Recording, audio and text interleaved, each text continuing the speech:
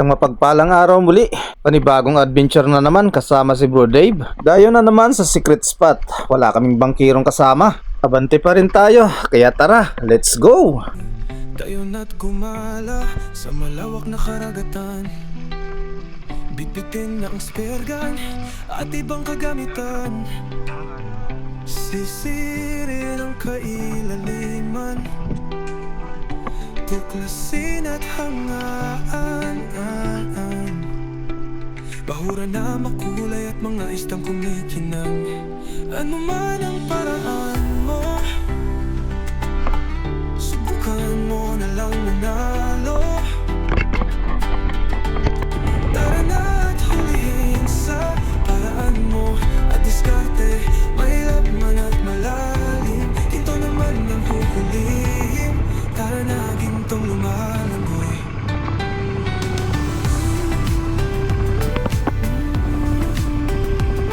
Nandito na kami sa spot ni Bro Dave. Dalawa lang ulit kami. Ayan, nakaprepare na kami parehas. At bababa na.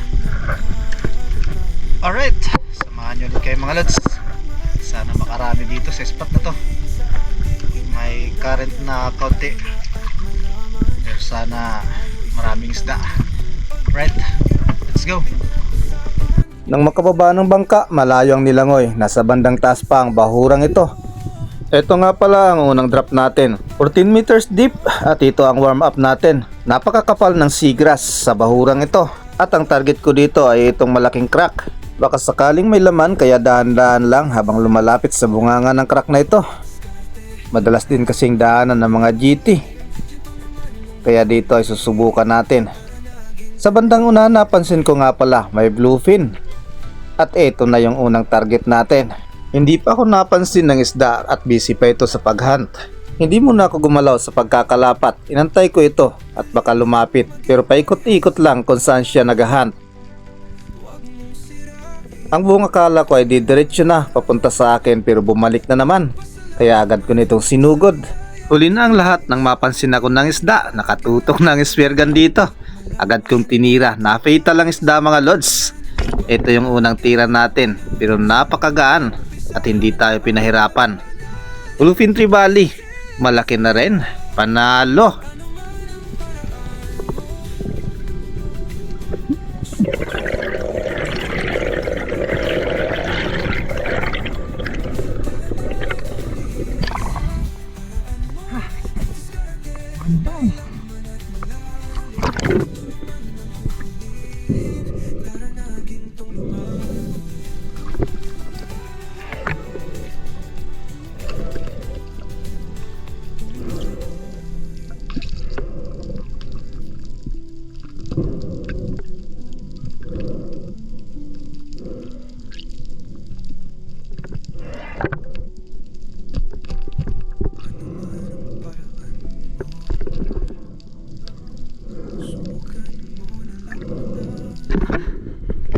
Tapos ko nga palang maituhog ang Bluefin Trevally. Lumangoy ulit sa bandang unahan.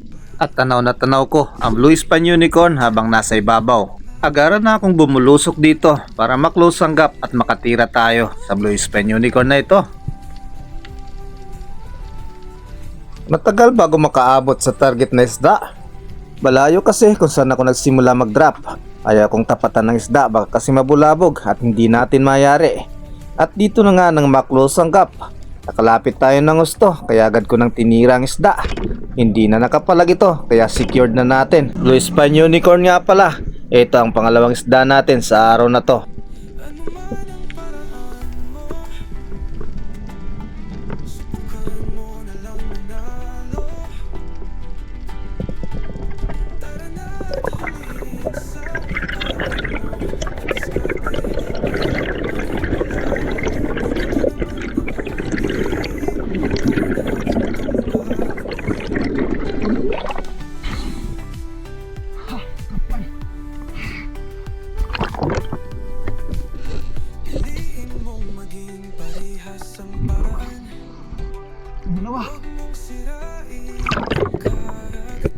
Sa tagpong ito naman, wala pa akong plano mag-on ng camera pero nagulat ako sa isdang ito.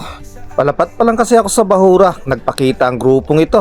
Nakaready na ang spear gun, nakatutok na sa target. Pero nang tinira ko mga lods, biglang nagtali ang shooting line sa rubber. Hindi umabot ang shafting kaya hindi tayo nakayari dito sa unang tira. Pero kahit ganun pa man, hindi ako nagmadali dito para hindi ako mataranta. Naandyan lang ang isda at mas lalong lumalapit. Habang dahan-dahan sa pag-ahon, inahatak ko naman ang shafting para maibalik ko ito sa barrel at mailod ulit ang rubber.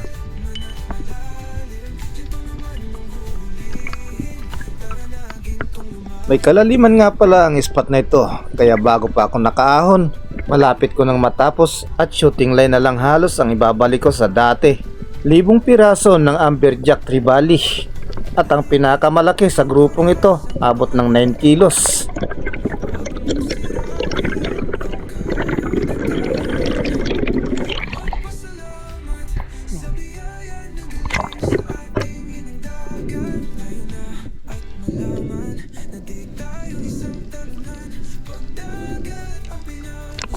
At dito na nga, maglulod na tayo ng rubber. Ang isda mga lods ay nandyan pa rin. Mabuti na lang din at hindi umabot yung tira natin kanina. Hindi nasugatan ng isda, kaya naandyan pa rin ang grupo. Tapos na magload ng rubber kaya humigop na lang ng panibagong hangin para makasisid ulit ng panibago.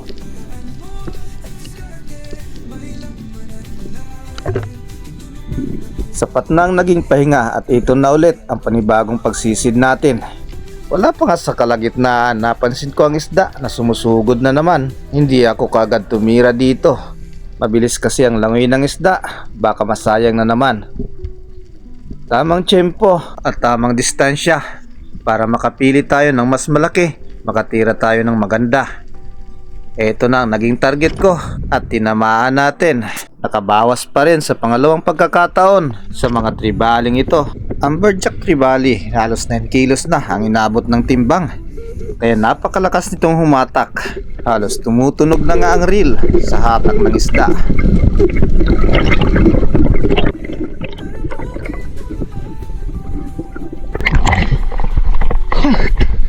Napakarami.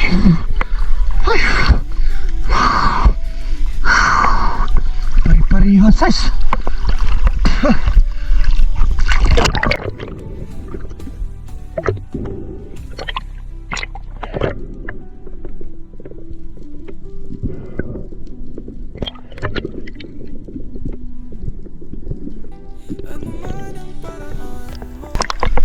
Tinira na yata ng pating.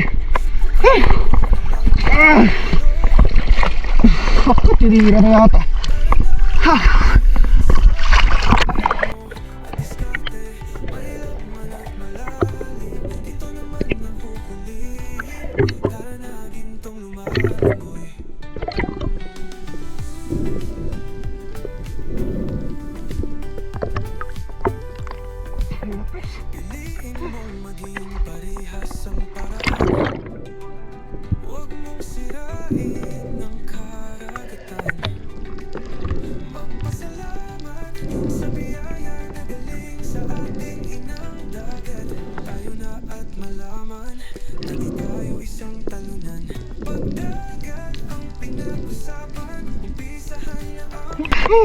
Delikado pa. Flopper na lang. Nakasabit ha. Natagalan tayo dito bago ko na-secure ang isda. Napakahaba ng line kasi ang hinatak. Dinahandahan ko pa para makasigurado tayo. Hindi ko kasi makita ang flopper sa kabilang katawan ng isda.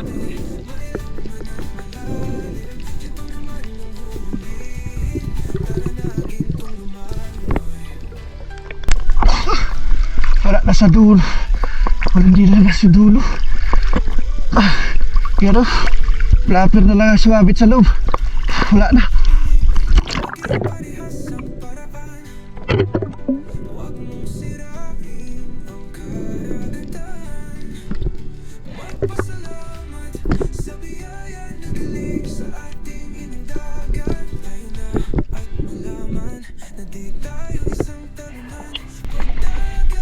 Malaki na.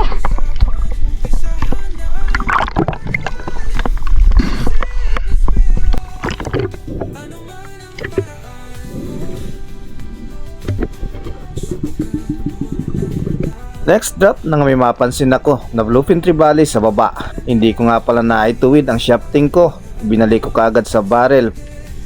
Bluefin trevally na paikot-ikot lang sa bahurang ito. Halos 2 kilo na rin ang laki. Hindi pa ako nakakalapit ng gusto, agad naman akong napansin ng isda. Kaya bumilis ang langoy nito. Pero nasundan ko at agad ko nang tinira. Kaya lang sumablay tayo dito. Baluktot nga talaga ang shafting natin mga lods.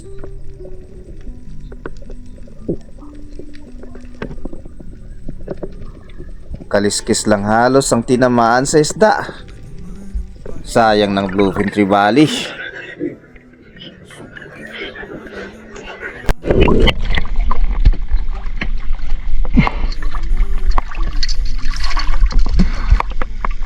Tapos ka na kao. Kumain na si Bro Dave. Alas 11:55.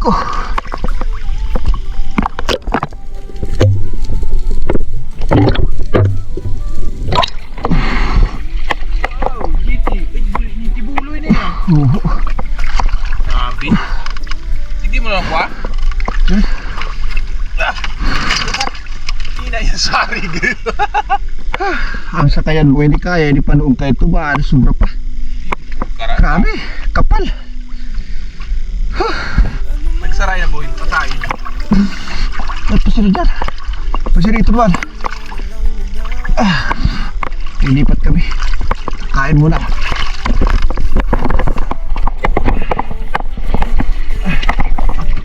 Hindi lang ako kanya kapag naabot ko dito itong tama ko. Parang dakano. Yung natin nangyari ini, boy. May grouper na to kanina. Oh, ayan na nga. Aha, grouper. Saka unicorn. Boy. Tatlong isda tayo.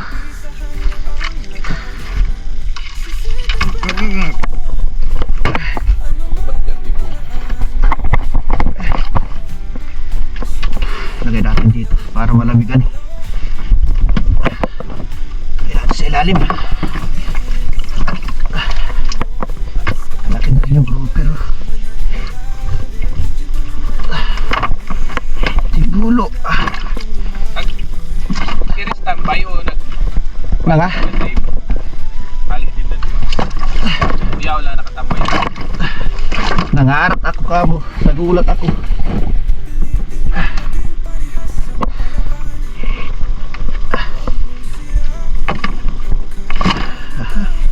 Ayos, bluefin. Alright, unicorn. Okay, panahalo.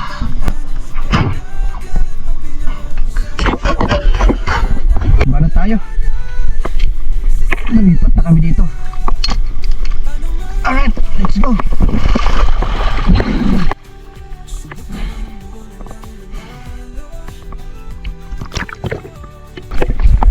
Ang hirap si boy. Nang maikas ako na nga ang spear gun ko, si Bro Dave ay nakayari na ng isda. Malapit lang sa bangka. Napakalaking longnose emperor. Panalong panalo. Napakabilis ng pangyayari. Hindi pa nga ako naka-warm up sa pangalawang baba na to. Paldo na kagad si Bro Dave. Banahan. Kakababa pala ng bangka. May grouper na, may longnose emperor pa ngayon. Kaya ayos talaga. Paldo. Unang trap nga pala nang makababa ng bangka, narating ko ang bahuran na ito. Basi drummer muna ang unang target natin dito. Bawasan natin ang dami nila dyan.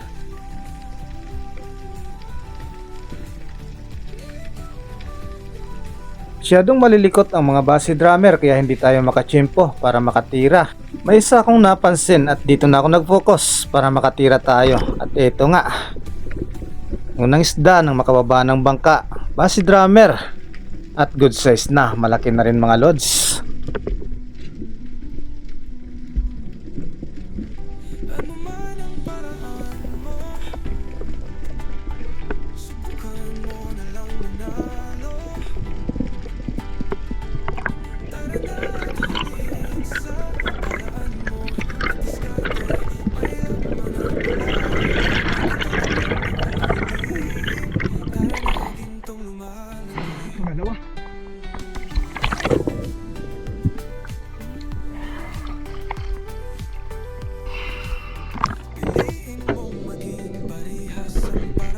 Sumunod na pagsisid dito pa rin kung saan tayo tumira kanina ng unang base drummer. Nang makalapat ako dito, wala akong napansin na base drummer sa unahan. Pero maya maya lang ay may papalapit na. Pero masyadong malikot at hindi natin natutukan ng maayos. Nakalampas ang base drummer na isa mga lods. At may isa naman na sumunod pero hindi pa masyadong malaki kaya hinayaan ko lang. At dito sa susunod, pipili tayo ng matitira.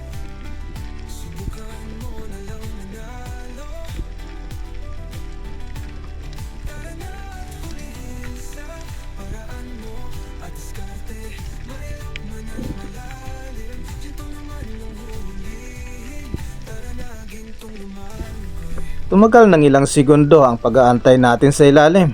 Medyo mailap na sila pero ito at nakayari pa rin tayo. Pangalawang base drummer na nga pala ito mga lods.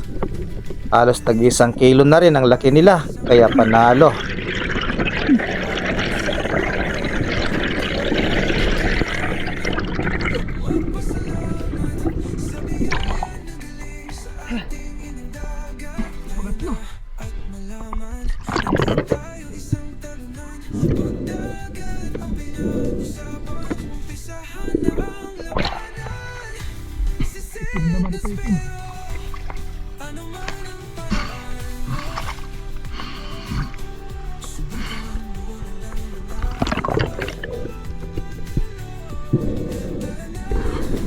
Next drop, habang nasa ibabaw naman ako at nagmamasid sa mga base drummer sa ilalim, may isang kingmak na nagpakita dito. Pero biglang naghunt ng kanyang makakain kaya napalingon akong bigla. Nasundan ko kasi ng tingin kung saan ito napunta at bigla naman itong huminto mga lods. Kaya dito ay nabigyan tayo ng pagkakataon para makalapit ng gusto. Nakabang na ang spear gun ko dito, napansin man ako ng isda pero nakatutok na tayo dito mga lods. At nakalabitan natin kagad ang king mackerel na ito. Base drummer lang sana ang hinahunt ko sa bahurang ito. Pero hindi na natin pwedeng palampasin. King mackerel na yan mga lods. Panalo.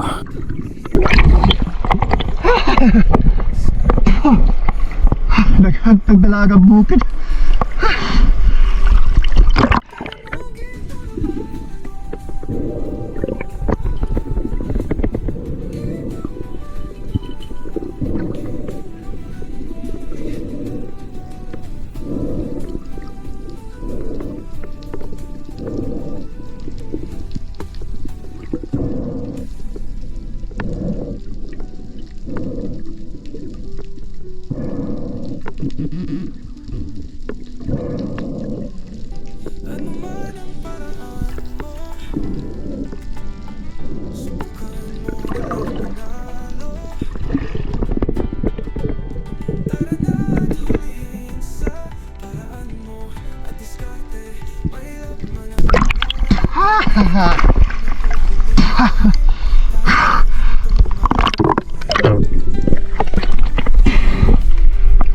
Nang ma-secured ko na at maituhog ang isdang ito, nakapag-drop pa nga ako ng isa pa, nakayari ako ng base drummer pero hindi ko na nabidyohan. Pagkatapos ng isa pang base drummer, dumiretso na ako sa bangka mga lods.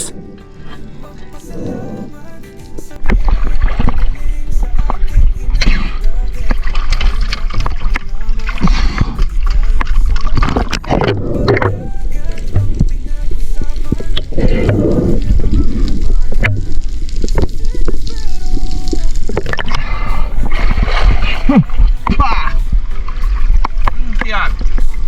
Magtanggal. Sabi na may king back.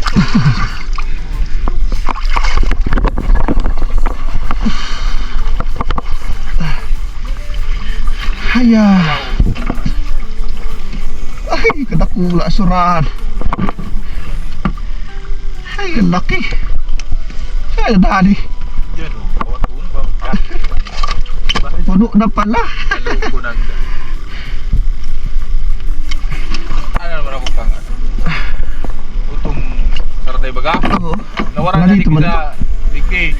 Katara ko hindi yung pagbaga. Puno na. Lipat kami dun sa kabila. Hindi lang inikimos mo eh. Apo naman. Nakalap ko na na base driver doon.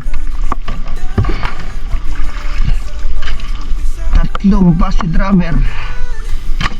Yan.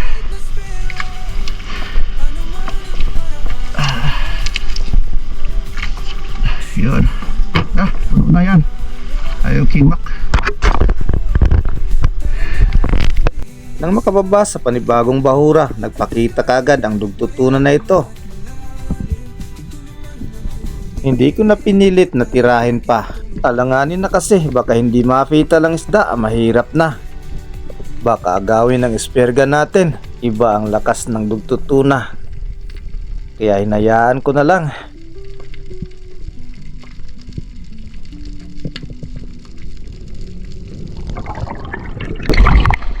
Grabe laki nun. Sayang. Hindi pwede pilitin. Mahirap na.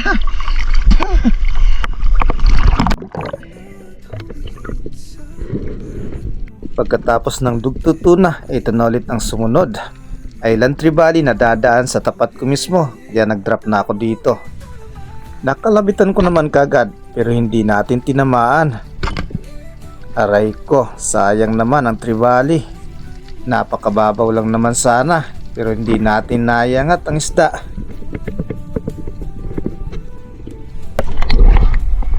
Ano ba yan? Nag-on ako ng camera nang makalapat na nga ako sa bahurang ito. Medyo malalim kasi. Sa ilang segundo nang makalapat dito, may napansin ako pero malayo pa ang distansya. Dahan-dahan ko nang iginagalaw ang spear gun dito para maisunod kung saan man patungo ang isda. Pero napakalayo talaga ng distansya kaya sinugod ko na lang para malapitan. Tamang distansya na at agad ko nang kinalabitan ng isda na to. Island Tree Valley ulit ang sumunod na isda at dito ay nayari na natin.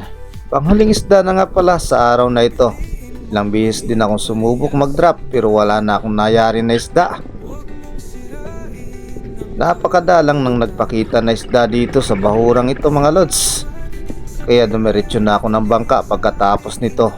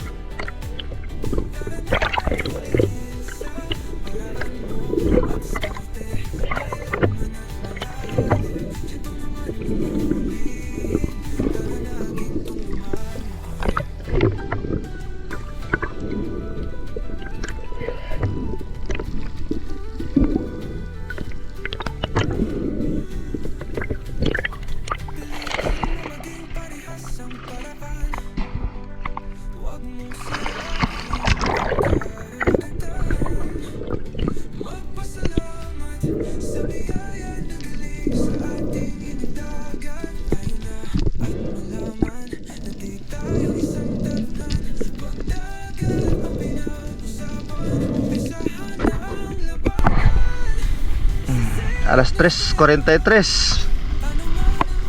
Okay na yan. Uwi na kayo maya maya.